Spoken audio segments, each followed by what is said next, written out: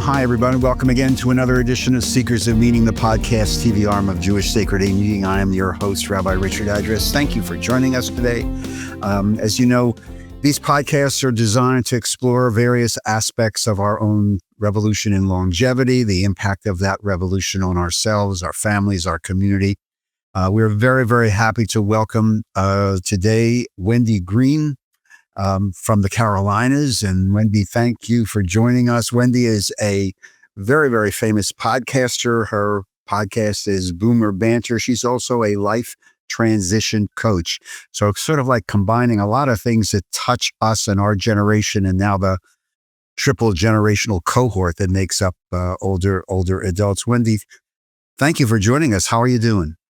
I'm doing great, Rabbi, and I am honored to be here. I mean, seriously, I've been listening to your show. You have some of the most profound and intelligent conversations. And yeah, I hope I can live up to this. No doubt. Anyway, you're in South Carolina? I am. I'm in Greenville, South Carolina.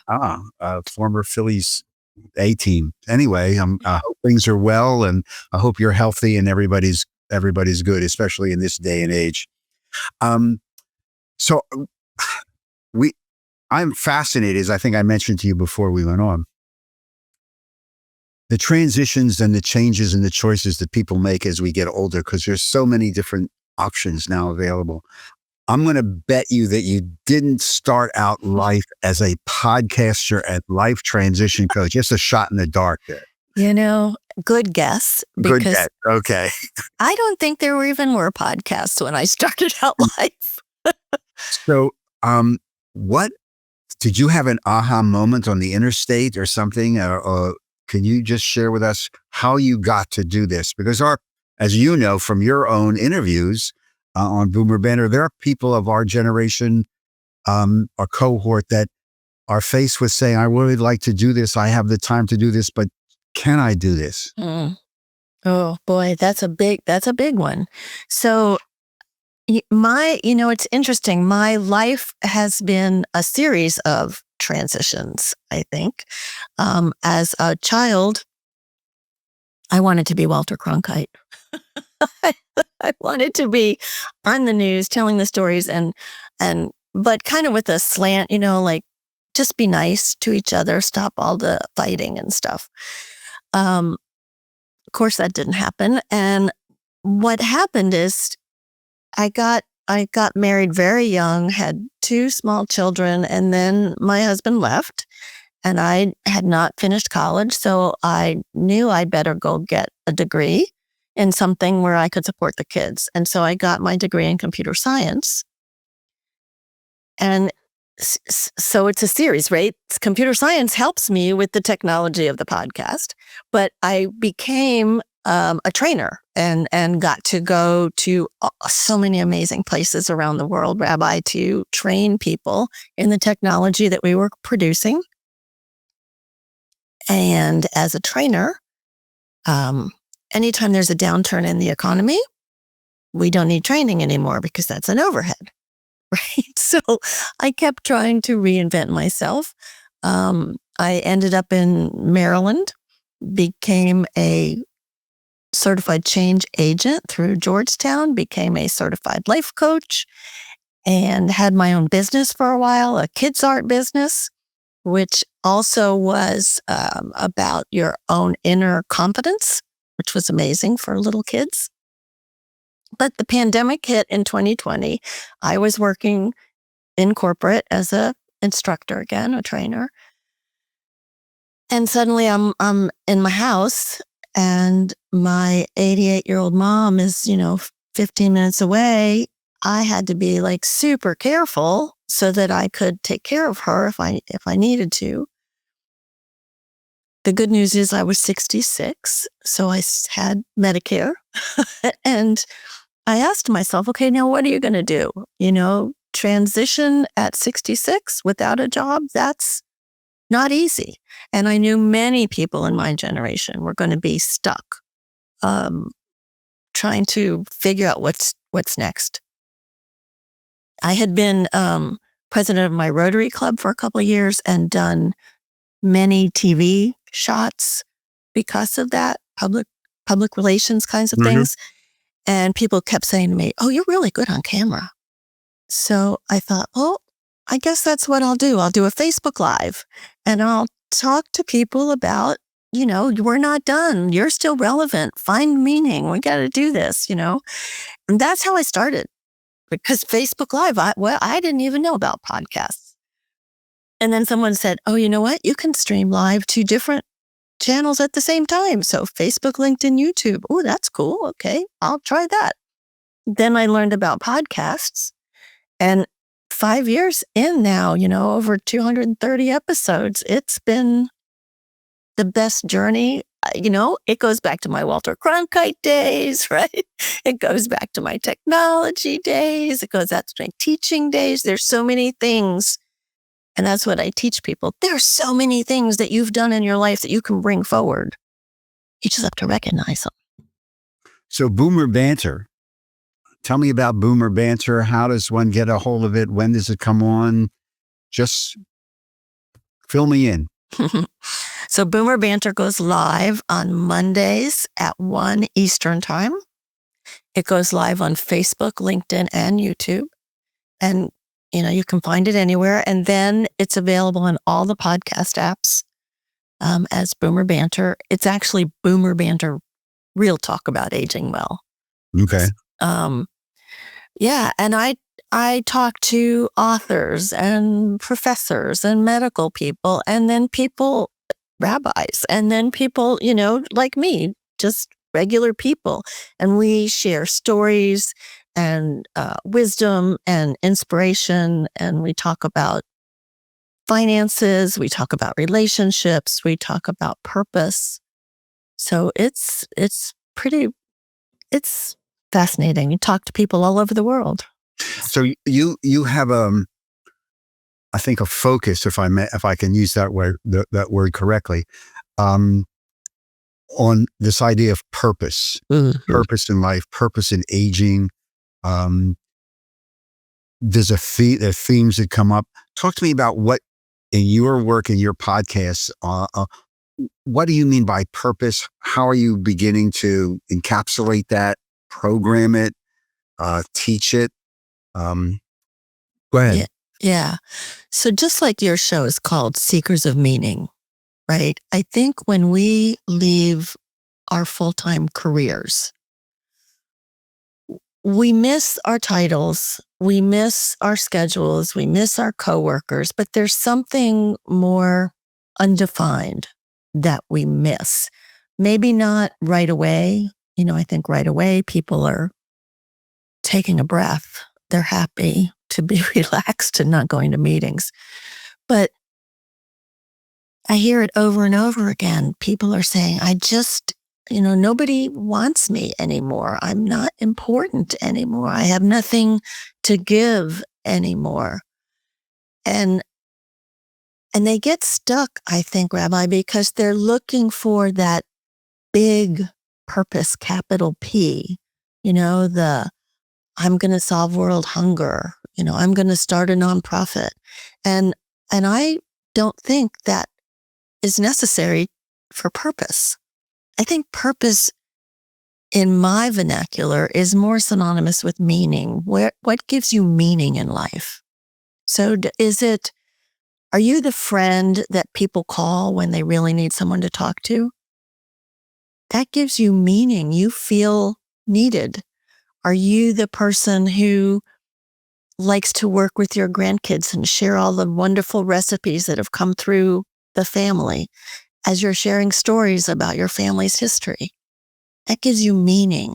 And so I think meaning and purpose, the way I look at it, is synonymous in many ways. It's not that big. It can be, if that's your thing. Go and start a nonprofit or start a business if that's what you want.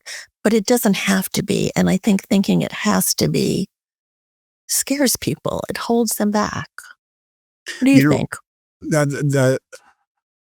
I want to ask you a question following up on what you're saying, what you were just talking about. about the need. There is this social pressure need. I think sometimes you got to do something. You got to do something.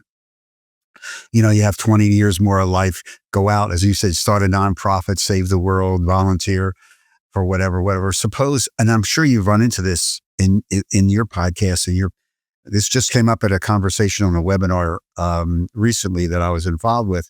Suppose you just say, something, I don't want to, I'm very happy just being. I worked hard all my life. I just want to keep myself healthy, enjoy living. I don't have to save the world. I don't want to save the world. I'm just very happy living my life. Nothing wrong with that, right? There is nothing wrong with that. There is nothing wrong with that. And if you're feeling happy and contented, God bless you. I think that's wonderful. I think what I'm talking about is people that come to me and people that listen to my show that are feeling like they're missing that.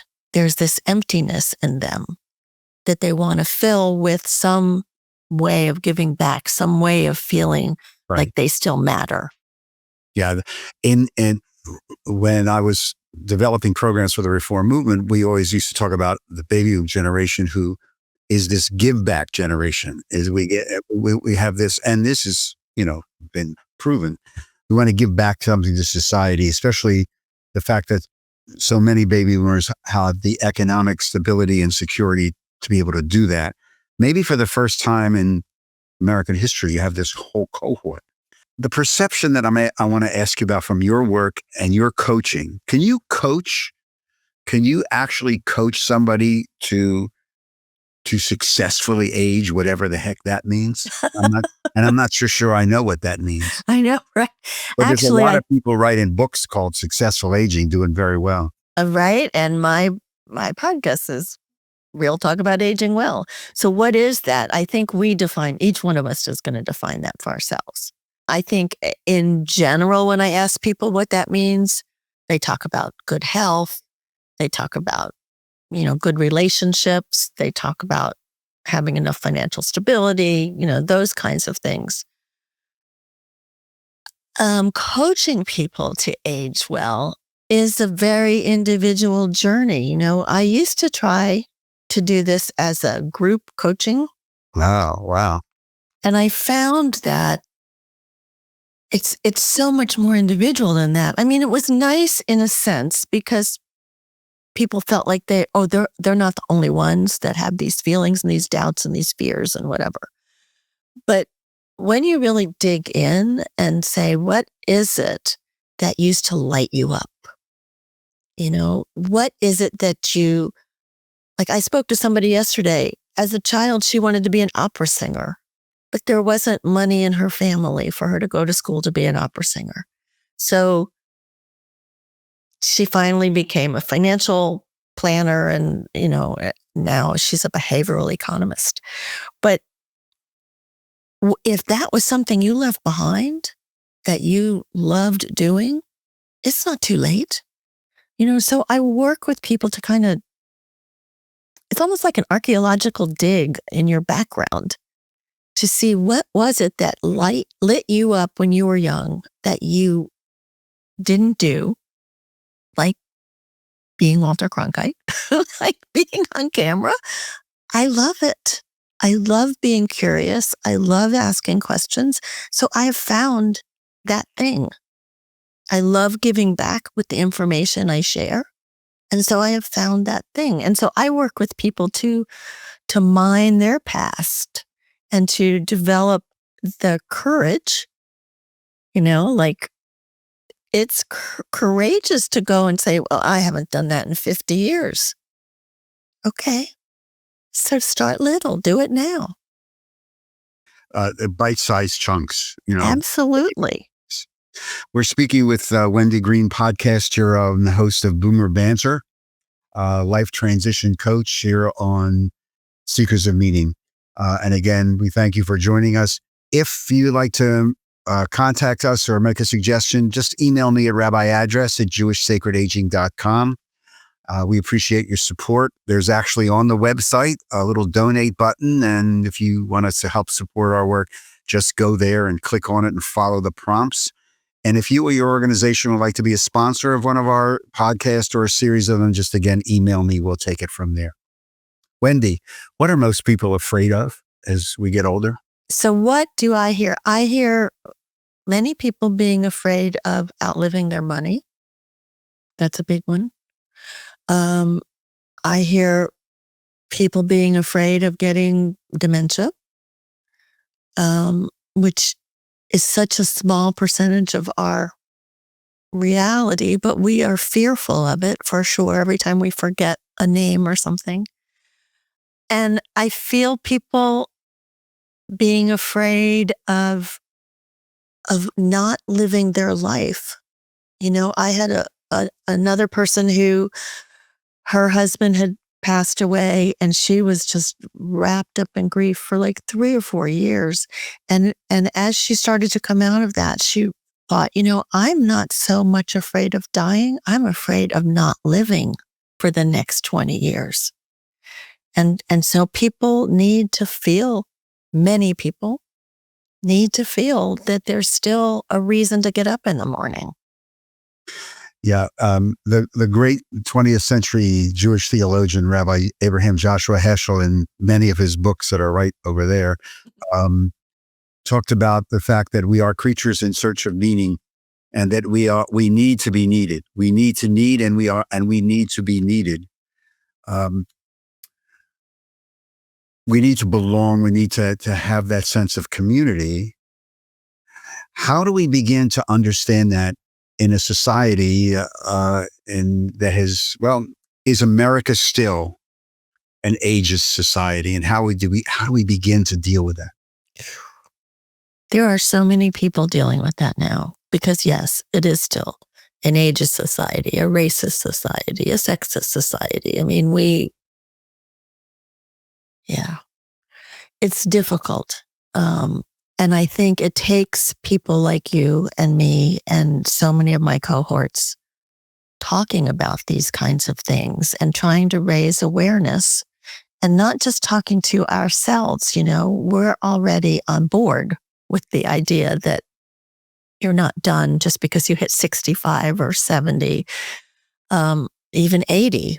I mean, I know people who've written books in their 80s. And so I think we need to expand our reach and find ways to communicate. And, a lot of it is through our actions, right? So when we're out in public, or when we're out talking with our family and we have to show by our actions that we can still hike, we can still write, we can still have a conversation, we can still teach, we can still do a podcast, rather than saying, I'm too tired, or I'm too old, I can't learn something new. That's what reinforces these whole ideas, I think, of ageism. What have you found? No, I have found all of that. I have found we do a lot of teaching, and we can talk about this later on. For full disclosure, we're swapping podcasts. We do a lot of teaching around tensions. For example, what I see, and you're alluding to this, the difference between getting old and growing old. Mm-hmm. And I maintain, we just had this conversation yesterday, that there's a real difference. All of us are going to get old. That's right. If we're lucky. If we're lucky. But the sense of continuing to grow, which is a phenomenally basic Jewish theological position, that you never stop growing. When there's text with enough time to go into never stop growing, never stop learning. And we don't teach that enough. And that's why I wanted to raise the ageism, because there's still this. I remember it happened with my mom, and it may have happened, and I'm sure in people that you've spoken to, and even your own experience, that sometimes in interactions, there is what many scholars have called the third person invisible. I was with my mother in a hospital room. The doctor talked to me. My mother is lying in the bed, perfectly competent to understand. She's a businesswoman. And he made the mistake of ignoring her. which he paid for. And it was kind of funny in a way, a bizarre sort of way. But there is one of those fears is this fear, I think, of becoming invisible. Yeah. And could you talk a little bit about what in your podcast and your coaching, how do people begin? Because look, our bodies are changing. There's no, if we're blessed to get older and grow, our bodies are changing. We can't do what we may have done before in the way we've done it. How do we begin to encapsulate those new realities and still be positive? Because that's a real issue. It is. And I think everybody is at a different stage. You know, my mother, who is almost 96, likes to listen to my show. And every time as the show ends, she calls me and she says, I don't get it. Why are you trying to encourage these people to be excited about their life and to live their life? I'm done. I'm tired. And I'd say, Mom, you're not my demographic, you know? And at 96, that's what she believes. She is done. She's ready to be done. There are other people around her that are 96 plus who are not done. And so I think what I'm trying to say is it's the beliefs that we put in our minds. Our beliefs become our realities. And then, I have aches and pains. I'm going to physical therapy. I can't do the things I used to do, but I can still do things in a different way. And I think the belief that I have is that life is a gift. It is worth living.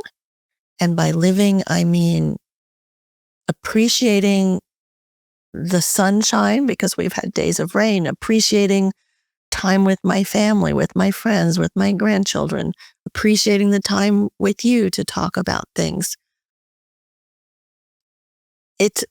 It could also be, I'm just tired. Everything hurts. I don't want to do this anymore. That's a belief system. And I think,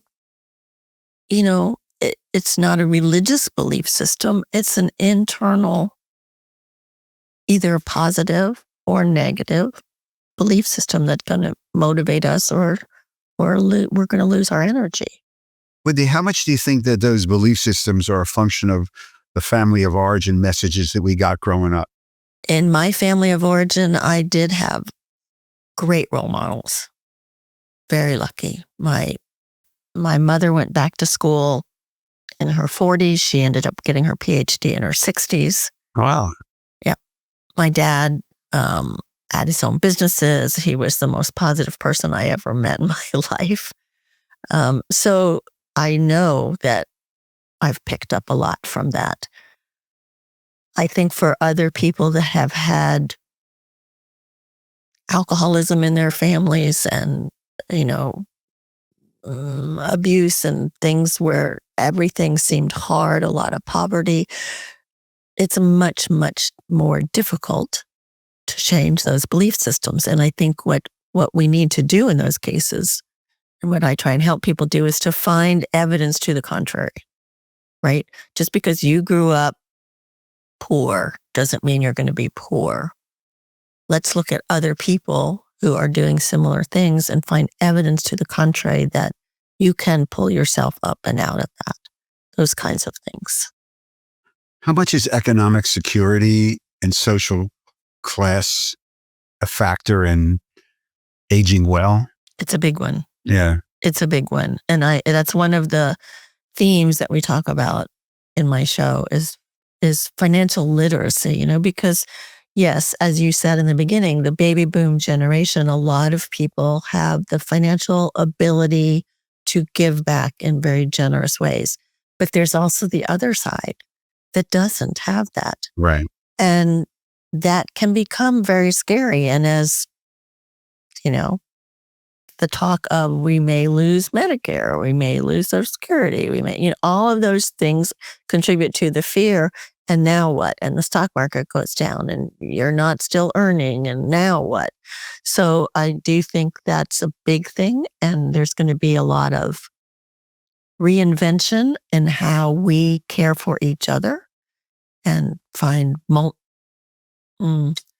different ways to live, to have co-housing and things like that to cut down some costs, growing gardens to cut down costs. I think people are going to get very creative because there's a big part of our cohort that is not financially secure. And it's exhausting. It's exhausting to worry about money all the time. Oh, yes. Yeah, so I know you've done stuff about finances and the caregiving component is still, is still the number one question that always comes up in classes and stuff and many of the podcasts that we do. And dealing with our own adult children who have no concept of what it means or what it's going to cost to take care of us. Because just the normal assisted living room in not even in a high end, continuing CCR, continuing care retirement community or assisted, a lot of people just can't afford that. That's right. And before we start running out of time, there's another cohort that we've begun to look at that is now becoming more discussed and written about, and that is the so-called solo agers. Mm-hmm. People who have no family, they've never been married, they have no children. Their support system are their contemporaries also who are going through the same challenges. So have you done work with the solo agers on Boomer Banter, on coaching? And if so, what have you found? Yeah, I have done a lot of work around that because I have children, but I happen to be solo also. And I think, what we say as a solo ager, if you live long enough, you will be a solo ager because your partner may die before you. And a lot of people, and I've done shows on this too, Rabbi, the breakup between families, where kids basically stop talking to their parents or the parents start, it's terrible. It's a terrible thing and terrible loss.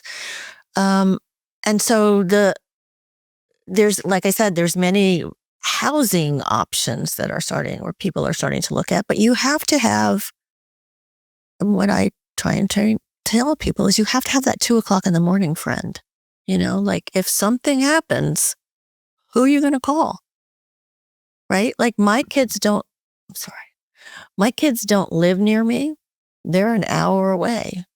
If God forbid I suddenly end up in the hospital, it's not them that's going to be my first call. Of course, it's 911 and a close by friend who can go with me. And, so I think that's where people get stuck. They're saying, I'm lonely. I don't have friends. My friends have died. Relations have moved away, Okay, all of that is true. And now what can you do about it? And that's where people get stuck. They don't go to that next. What can I do about it? Where can I find those connections? And it's hard. It is so hard to put yourself out. Particularly, I found this, and you probably have too, that since the pandemic, we've gotten much more comfortable with just staying in. Oh, yeah. Yeah. No, right? no. Yeah.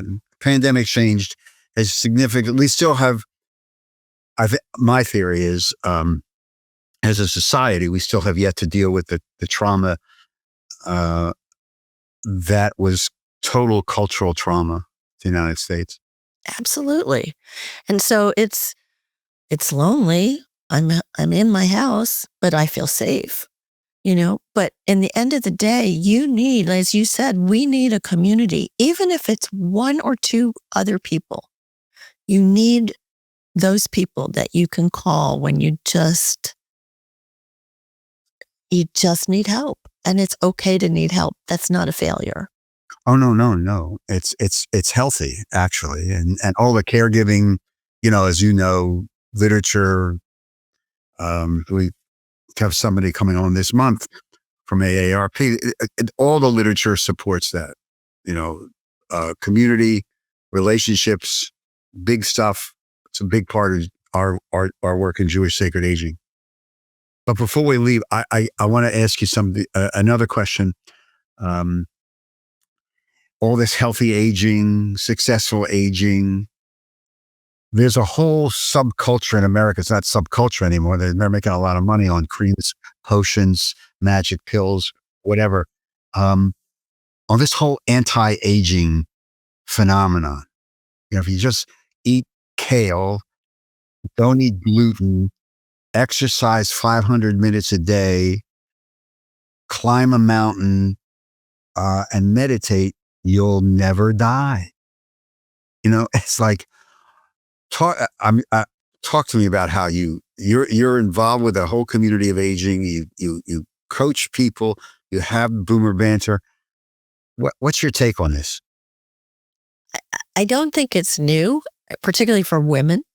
I think women, we've been told since we're very young, it's all about how you look. You've got to have that perfect figure. You've got to have the right hair. You've got to have the good makeup. And so the anti-aging group just went along with that. And, we've had videotapes.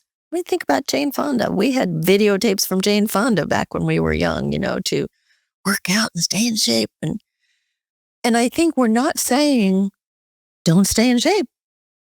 Stay healthy as you can to what works for you, right? So it doesn't mean you have to eat kale and climb mountains.